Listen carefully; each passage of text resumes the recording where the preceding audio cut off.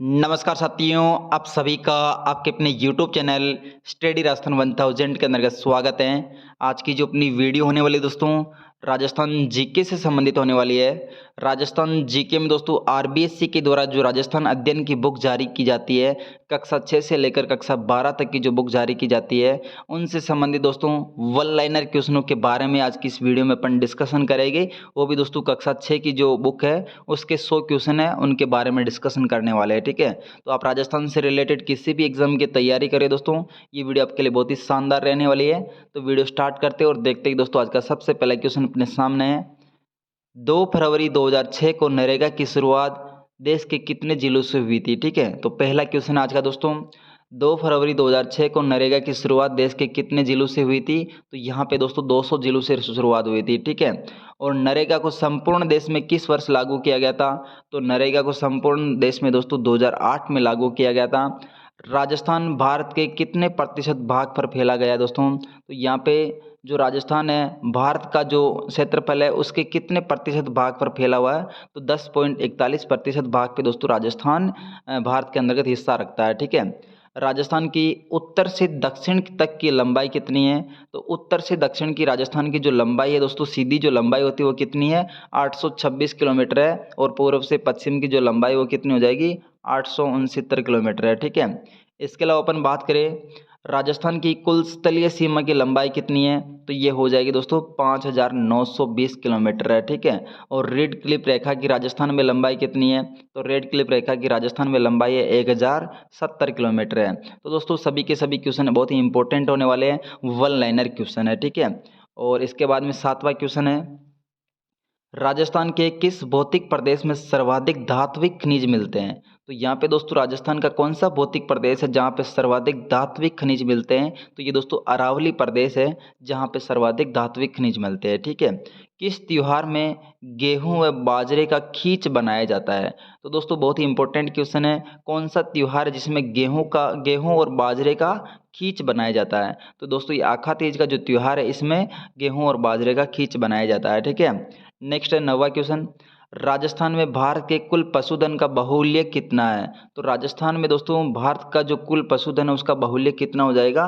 6.78% है। ठीक है, 6.78% लगभग राजस्थान में पशुधन का बाहुल्य है। ठीक है, 10वां क्वेश्चन है, नाचता हुआ पक्षी पत्थर की संदूक किस सभ्यता से प्राप्त हुई थी? तो नाचता हुआ पक्षी पत्थर की संदूक दोस्तों ये कौन सी सभ्यता से हमें प्राप्त हुई है? तो ये बेराट सभ्यता से प्राप्त हुई है। ठीक है, नेक्स्ट देखिए, भारत का सबसे बड़ा रेलवे मॉडल कक्ष कहाँ स्थित है? तो भारत का सबसे बड़ा जो रेलवे मॉडल कक्ष है ये दोस्तों उदयपुर के अंतर्गत स्थित है। ठीक है, कोटा के दशहरे मेले में अत्यधिक आकर्षक रूप में पहचाना किस शासक के काल में मिली दोस्तों? तो यहाँ पे जो कोटा का दशहरा मेला है इसको अत्यधिक जो आकर्षक के रूप में पहचान मिली थी वो किस शासक के काल में मिली थी? तो ये दोस्तों महाराजा उमेर सिंह का जो शासनकाल था इसमें कोटा के दशहरे को सर्वाधिक पहचान या आकर्षक के रूप में पहचान मिली थी। ठीक है, इसके बाद में 13वां क्वेश्चन है, उदयपुर की हरियाली अमावस की शुरुआत 1899 में किस शासक ने की थी?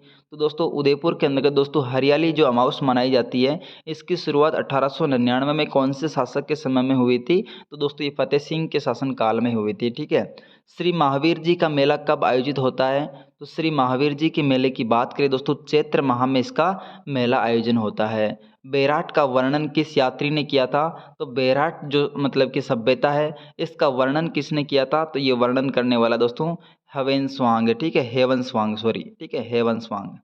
नेक्स्ट देखिए, सूरसेन नामक राजवंश का वर्णन किस प्रशस्ति में मिलता है? तो सूरसेन नामक जो मतलब कि राजवंश है इसका वर्णन कौन सी प्रशस्ति में मिलता है? तो बयाना जो प्रशस्ति है दोस्तों इसमें सूरसेन नामक राजवंश का वर्णन मिलता है। वृहद संहिता में किन के पतन का वर्णन मिलता है? तो वृहद जो संहिता है इसके अंतर्गत कौन से मतलब कि वंश का मतलब कि पतन मिलता है? तो ये सॉरी यहाँ पे क्षेत्र की बात की गई। ठीक है, वृहद संहिता में किन के पतन का वर्णन मिलता है? तो योद्धई जो प्रदेश है योद्धई प्रदेश का दोस्तों यहाँ पे पतन मिलता है। ठीक है, और इसके बाद में अगला क्वेश्चन है, कस्बा अभिलेख किस जिले में स्थित है?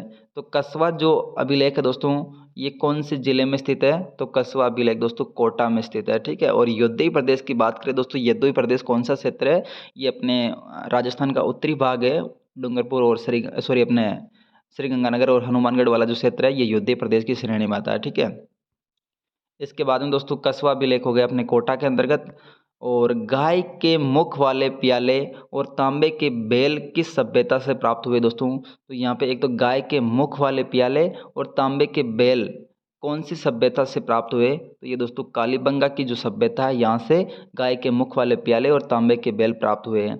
पूर्वी राजस्थान और गंगा घाटी में पल्लवित होने वाली संस्कृति कौन सी है? तो पूर्वी राजस्थान और गंगा घाटी में पल्लवित होने वाली संस्कृति का नाम बताइए दोस्तों। तो यह है गणेश्वर सभ्यता। इसके बाद में 21वां क्वेश्चन है, त्रिरत्न चक्र के चिन्ह युक्त अलंकृत घड़े किस सभ्यता से मिले थे दोस्तों? तो यहाँ पे एक क्वेश्चन है जिसका मतलब कि त्रिरत्न चक्र चिन्ह युक्त अलंकृत जो गड़े हैं, मटके हैं, मतलब कि वो कौन सी सभ्यता से प्राप्त हुए? तो ये बेराट सभ्यता से प्राप्त हुए, ठीक है। भारतीय महामरुस्थल का भाग है? तो भारतीय महामरुस्थल का भाग है बाड़मेर, जैसलमेर, बीकानेर के अंदर दोस्तों भारत का जो महामरुस्थल है उसके अंदर भाग है, ठीक है। नेक्स्ट देखिए, नांदसा अभिलेख किस जिले में स्थित है? तो नांदसा अभिलेख दोस्तों कौन से जिले में है? भीलवाड़ा के अंतर्गत है। और इससे पहले अपने कौन सा अभिलेख पढ़ा था? कंसवा जो अभिलेख है वो कहाँ पे था? कोटा के अंतर्गत, ठीक है। नांदसा अभिलेख भीलवाड़ा में, कंसवा कोटा के अंतर्गत है। किस परियोजना से जयपुर अजमेर टोंक क्षेत्र में जलापूर्ति की जा रही है? तो यहाँ पे दोस्तों बिशुलपुर जो बांध है इसके माध्यम से जयपुर अजमेर और टोंक जिलों के जो मतलब कि क्षेत्र है इसमें जलापूर्ति की जा रही है, ठीक है। दूध तलाई झील किस जिले में स्थित है? तो दूध तलाई झील की बात करें तो ये कहाँ पे हो जाएगी? उदयपुर के अंतर्गत दूध तलाई झील है, ठीक है। नेक्स्ट देखिए, उदयपुर शहर से संबंधित झील कौन सी है? तो उदयपुर शहर से संबंधित झील कौन कौन सी हो जाएगी दोस्तों? एक तो अमरकुंड झील है, इसके अलावा दोस्तों मतलब कि मादला मगरा झील है, रुडेला तालाब भी है जो कि उदयपुर से संबंधित है। और भी मतलब कि उदयपुर को मतलब कि झीलों की नगरी के नाम से भी जाना जाता है। लेकिन इस जो कक्षा 6 की पुस्तक में दोस्तों ये कौन कौन सी मतलब कि यहाँ पे दर्शाई गई है? तो एक तो अमरकुंड है, एक मादला मगरा, एक रुडेला तालाब, तीनों यहाँ पे दर्शाई गई है, ठीक है। इसके बाद में 27वां क्वेश्चन है, पोल्ट्री फार्मिंग है। तो पोल्ट्री फार्मिंग की बात करें दोस्तों, पोल्ट्री फार्मिंग क्या होता है? मुर्गी फार्म पालन को बोलते हैं, ठीक है। स्वास्थ्य सेवा का निःशुल्क नंबर क्या है? तो स्वास्थ्य सेवा में दोस्तों जो निःशुल्क नंबर वो कितना हो जाएगा? 108 है, 108 है, ठीक है। देश में उपलब्ध जल का कितना प्रतिशत जल राजस्थान में प्राप्त है? तो यहाँ पे दोस्तों देश के अंतर्गत जो टोटल जो जल उपलब्ध है उसका राजस्थान में कितना प्रतिशत मतलब उपलब्ध है, ठीक है। तो लगभग 1% के समथिंग है, 1% से कुछ ऊपर है, ठीक है। नेक्स्ट देखिए, सुख सागर तालाब, काला सागर तालाब किस जिले में स्थित है? तो सुख सागर और काला सागर तालाब की बात करें तो दोनों के दोनों दोस्तों सवाई माधोपुर में स्थित है, ठीक है। इसके बाद में मुथाना, दांतीवाड़ा, हेमावास तालाब किस जिले में स्थित है? तो यहाँ पे दोस्तों एक तो मुथाना, दांतीवाड़ा और हेमावास तालाब ये दोस्तों पाली के अंतर्गत है। और ये जो सभी के सभी क्वेश्चन है दोस्तों आरबीएससी के द्वारा जो राजस्थान अध्ययन बुक जारी की जाती है कक्षा 6 से लेकर कक्षा 12 तक की, उनके क्वेश्चन है सभी के सभी, बहुत ही इंपॉर्टेंट क्वेश्चन है। और आज की इस वीडियो में अपन कक्षा 6 की जो पुस्तक है उससे क्वेश्चन संबंधित मतलब डिस्कशन कर रहे हैं, ठीक है। तो 32वां क्वेश्चन है, सेनापानी सेनापानी तालाब किस जिले में स्थित है? तो सेनापानी तालाब की बात करें दोस्तों ये कहाँ पे हो जाएगा? चित्तौड़गढ़ में है। सरेरी, खारी और मेजा बांध ये दोस्तों भीलवाड़ा के अंतर्गत है। पद्मनी, वानकिया और मुरालिया तालाब चित्तौड़गढ़ में स्थित है। हिंडोली, कीर्ति मोरी, बरड़ा और रिडोला तालाब किस जिले में स्थित है? तो दोस्तों ये एक तो हिंडोली, एक कीर्ति मोरी और एक बरड़ा, रिडोला जो तालाब है दोस्तों बूंदी के अंतर्गत है। और हिंडोली मतलब कि बूंदी का एक ब्लॉक भी है, ठीक है। नेक्स्ट देखिए, बागोलिया तालाब किस जिले में स्थित है? तो बागोलिया तालाब की बात करें दोस्तों कौन से जिले में? उदयपुर के अंतर्गत है, ठीक है। और जाजली, अचल अचलावदा और सांकनतली और तेज सागर, गंदेर और खेरोटा, रायपुर तालाब किस जिले में स्थित है? ये प्रतापगढ़ में स्थित होने वाले हैं। गढ़सीसर झील किस जिले में स्थित है? तो गढ़सीसर झील दोस्तों जैसलमेर में है। और एडवर्ड सागर झील डूंगरपुर में स्थित है। नागतलाई, जूगर और ममचेड़ी नीदर झील ये कौन से जिले में स्थित है? करौली के अंतर्गत, ठीक है। नागतलाई, जूगर, ममचेड़ी और नीदर झील करौली में स्थित है। इसके बाद में दोस्तों अजीत सागर बांध किस जिले में स्थित है? तो अजीत सागर बांध अपने झुंझुनू में हो जाएगा, ठीक है। जय सागर और विजय सागर अलवर में स्थित है। प्रताप सागर झील दोस्तों जोधपुर में स्थित है। छापवाड़ा झील जयपुर में स्थित है। और 1520 में सर्वप्रथम जोधपुर में नाडी का निर्माण किसने करवाया था? तो 1520 के अंतर्गत दोस्तों जोधपुर के अंतर्गत नाडी का निर्माण जोधा ने करवाया था, ठीक है। इसके बाद में दोस्तों अपराजित प्रच्छा ग्रंथ बावड़ियों में कितने प्रकार के बताए गए दोस्तों? तो अपराजित प्रच्छा ग्रंथ में बावड़ियों के कितने प्रकार बताए गए? तो दोस्तों ये जो अपराजित प्रच्छा ग्रंथ है इसमें बावड़ियों के प्रकार कितने हैं? 4 है, ठीक है। इसके बाद में स्वरूप सागर झील किस जिले में स्थित है? तो स्वरूप सागर झील हो जाएगी उदयपुर जिले में है। और वर्तमान में राजपूताना की किस परंपरागत जल संरक्षण प्रणाली को इराक में अपनाया हुआ है? तो यहाँ पे दोस्तों वर्तमान के अंदर जो राजपूताना की एक मतलब कि परंपरागत जल संरक्षण प्रणाली थी, इसको इराक के द्वारा अभी भी अपनाया हुआ है। तो ये कौन सी प्रणाली है? खड़ीन प्रणाली है, ठीक है, खड़ीन, जो कि दोस्तों मारवाड़ के अंतर्गत खड़ीन प्रणाली पहले मतलब कि चलती थी, ठीक है, और अभी भी चलती है। तो अगला क्वेश्चन है 49वें नंबर का 1660 में निर्मित महामंदिर जालरा प्रसिद्ध है दोस्तों। तो महामंदिर दोस्तों कहाँ पे? जोधपुर में। तो महामंदिर जालरा कहाँ का प्रसिद्ध है? जोधपुर जिले का प्रसिद्ध है।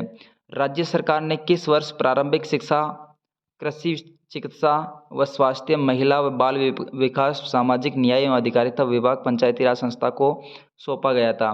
तो यहाँ पे दोस्तों राज्य सरकार ने किस वर्ष प्रारंभिक शिक्षा, कृषि और चिकित्सा व स्वास्थ्य, महिला बाल विकास व सामाजिक न्याय एवं अधिकारिता विभाग, पंचायती राज संस्था को कब सौंपा गया था?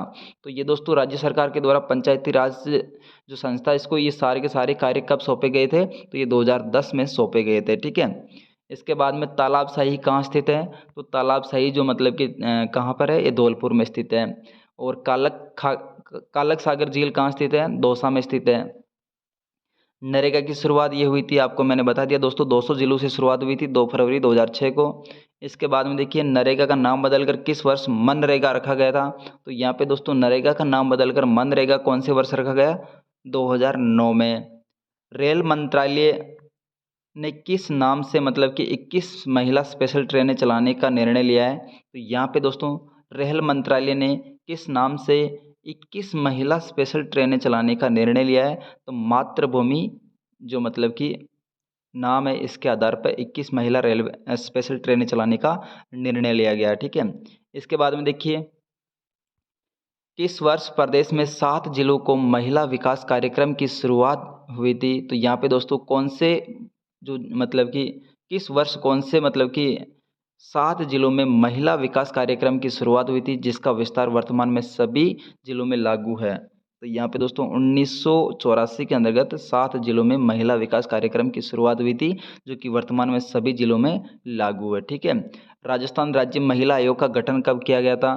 तो राजस्थान राज्य महिला आयोग का गठन किया गया था 15 मई 1999 को, ठीक है। राजस्थान राज्य महिला आयोग की संरचना अधिनियम 1999 की किस धारा में वर्णित है? तो राजस्थान राज्य महिला आयोग की जो संरचना है दोस्तों अधिनियम 1999 के किस धारा में वर्णित है? तो दोस्तों धारा 3 के अंतर्गत इस आयोग का मतलब कि वर्णन किया गया है, ठीक है। नेक्स्ट देखिए राजस्थान, चलो इसको आगे देख लेते हैं।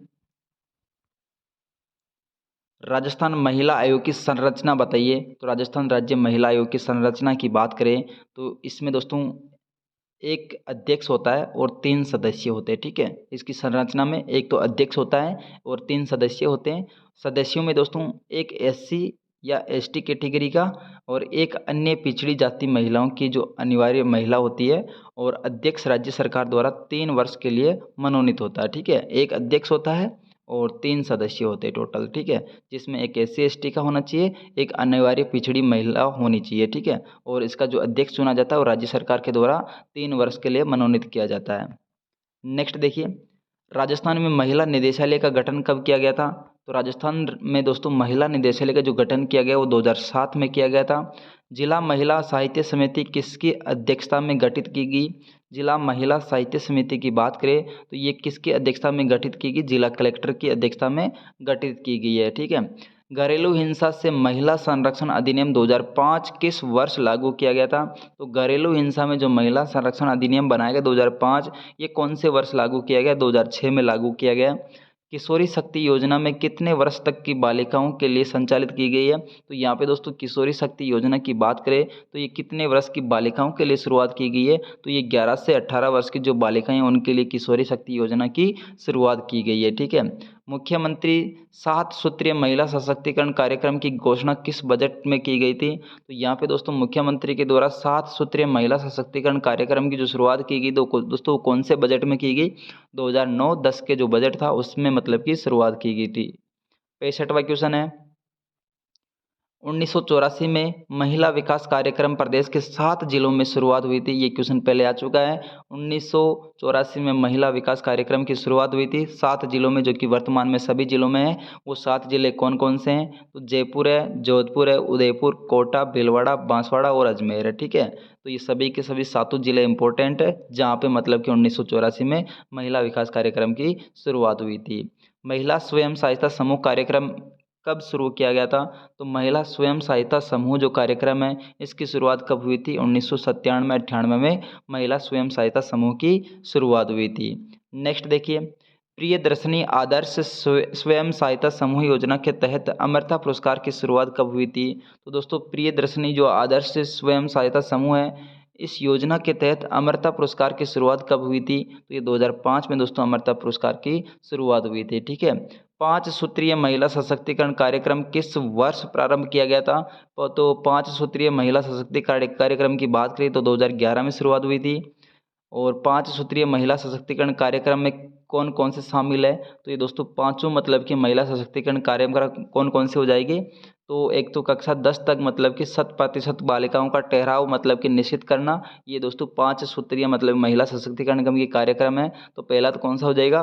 कक्षा 10 तक मतलब कि जो बालिकाएं होती है उनका 100% मतलब कि ठहराव सुनिश्चित करना, बालिकाओं में शिशु विवाह की पूर्ण समाप्ति करना यानी कि बाल विवाह को समाप्त करना, हर महिला को संस्थागत प्रसव की सुविधा उपलब्ध करवाना, सकल जन्म दर 21 प्रति मतलब कि 21 प्रति हज़ार तक ले जाना और महिलाओं के लिए स्वरोजगार के अवसर उपलब्ध करवाना, सर्जित करना। तो ये सभी के सभी 5 है जो कि महिला सशक्तिकरण से संबंधित कार्य किए गए हैं। ठीक है। 17वां क्वेश्चन है, राजस्थान में बालिकाओं की संख्या में गिरावट रोकने के लिए चलाई जा रही योजना का नाम क्या है? तो राजस्थान में जो बालिकाओं की संख्या है दोस्तों इसकी संख्या को गिरावट को रोकने के लिए राजस्थान सरकार के द्वारा कौन सी योजना चलाई जा रही है? तो मुख्यमंत्री बालिका संबल योजना चलाई जा रही है। ठीक है। मीराबाई के विवाह के कितने वर्ष बाद में पति भोजराज की मृत्यु हो गई थी? तो यहाँ पे दोस्तों मीराबाई की जो विवाह हुआ था भोजराज के साथ में, तो विवाह के कितने वर्ष बाद में भोजराज की मृत्यु हो गई थी? तो 7 साल बाद में दोस्तों भोजराज की मृत्यु हो गई थी। ठीक है। इसके बाद में 72वां क्वेश्चन है, जेठाना जो कि डूंगरपुर में है क्यों प्रसिद्ध है? जेठाना दोस्तों डूंगरपुर में है और क्यों प्रसिद्ध है? तो ये लकड़ी की मूर्तियाँ यहाँ पे दोस्तों जेठाना में बनाई जाती है जिसके लिए जेठाना डूंगरपुर का प्रसिद्ध है। ठीक है। इसके बाद में दोस्तों मोलेला के अतिरिक्त वे जिले जहाँ पे दोस्तों टेराकोटा के केंद्र मतलब कि माने जाते हैं। तो यहाँ पे दोस्तों मोलेला कहाँ पे? राजसमंद में, जहाँ पे दोस्तों टेराकोटा से संबंधित कार्य किया जाता है। और मोलेला के अलावा दोस्तों कौन से क्षेत्र है जो कि मतलब कि टेराकोटा के केंद्र माने जाते हैं? तो एक तो अलवर है, एक बाड़मेर है जो कि दोस्तों मोलेला के केंद्र माने जाते हैं। ठीक है, सॉरी टेराकोटा के केंद्र माने जाते हैं। रामसागर झील कहाँ पे स्थित है? तो रामसागर झील दोस्तों कहाँ पे स्थित है? तो ये हो जाएगा धौलपुर के अंदर स्थित है। ठीक है। इसके बाद में रायपुर बांध किस जिले में स्थित है? तो रायपुर बांध ये दोस्तों सीकर के अंदर स्थित है। तलवाड़ा झील हनुमानगढ़ में स्थित है। जेतपुरा बांध भीलवाड़ा में स्थित है। ठीक है। और मोती झील की बात करें तो मोती झील दोस्तों भरतपुर में है। इसके बाद में शिवपुर हेड झील किस जिले में स्थित है? तो शिवपुर हेड झील की बात करें तो ये श्री गंगानगर में स्थित है। निम्न में से परंपरागत जल संरक्षण विधि कौन सी है? तो दोस्तों यहाँ पे टांका, कुंड और खड़ीन ये तीनों के तीनों दोस्तों परंपरागत जल संरक्षण विधियां हैं। ठीक है। नेक्स्ट देखिए एक मतलब कि 81वां क्वेश्चन है, बरनाला यूप किस जिले में स्थित है? ठीक है। बरनाला जो यूप है ये कौन से जिले में स्थित है? तो ये जयपुर में स्थित है। सामेली लेक किस जिले में स्थित है? सामेली लेक दोस्तों उदयपुर में स्थित है। ठीक है। सामेली अभिलेख उदयपुर में स्थित है। नांदसा अभिलेख भीलवाड़ा में स्थित है और कंसवा अभिलेख कोटा में स्थित है। ठीक है, तो बिजोलिया शिलालेख किस जिले में स्थित है? तो ये दोस्तों भीलवाड़ा में स्थित है। मजार ए फकरी किस जिले में स्थित है? मजार ए फकरी की बात करें तो ये दोस्तों गलियाकोट डूंगरपुर में स्थित है। ठीक है, मजार ए फकरी की जो दरगाह है दोस्तों ये कहाँ पे स्थित हो जाएगी? गलियाकोट डूंगरपुर में स्थित है। समन्वित ग्रामीण विकास कार्यक्रम ERDP कब शुरू हुआ था? तो दोस्तों समन्वित ग्रामीण विकास कार्यक्रम की बात करें IRDP ये कौन से वर्ष शुरुआत हुआ था? तो 1978-79 के अंतर्गत मतलब कि समन्वित ग्रामीण विकास कार्यक्रम की शुरुआत हुई थी।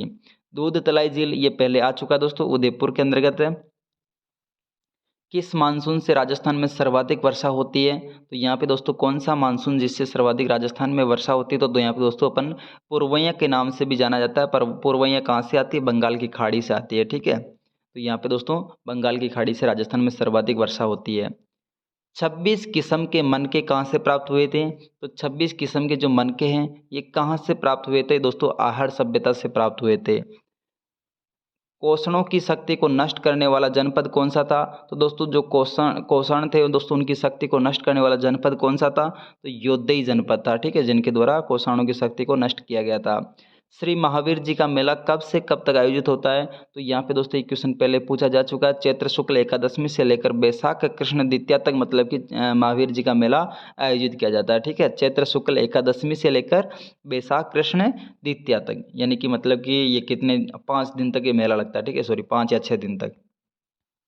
राजस्थान राज्य परिवहन निगम की स्थापना कब की गई थी? तो राजस्थान राज्य परिवहन निगम की शुरुआत की बात करें तो ये कब लागू की गई थी? 1 अक्टूबर 1964 को राजस्थान राज्य परिवहन निगम की शुरुआत हुई थी। ठीक है, 1 अक्टूबर 1964। राजस्थान की पहली रेलगाड़ी कब संचालित की गई थी? तो राजस्थान की पहली रेलगाड़ी की बात करें तो ये दोस्तों 1874 में शुरुआत हुई थी। आहड़ को किस शताब्दी में आगटपुर कहा गया था? तो यहाँ पे दोस्तों आहड़ जो सभ्यता है इसको कौन सी शताब्दी में आगटपुर कहा गया था? तो 10वीं 11वीं शताब्दी में दोस्तों आहड़ सभ्यता को आगटपुर के नाम से भी जाना गया है। ठीक है, भारत में शक जाति के शासकों के प्रांत के मुखिया हेतु किस शब्द का प्रयोग किया जाता था?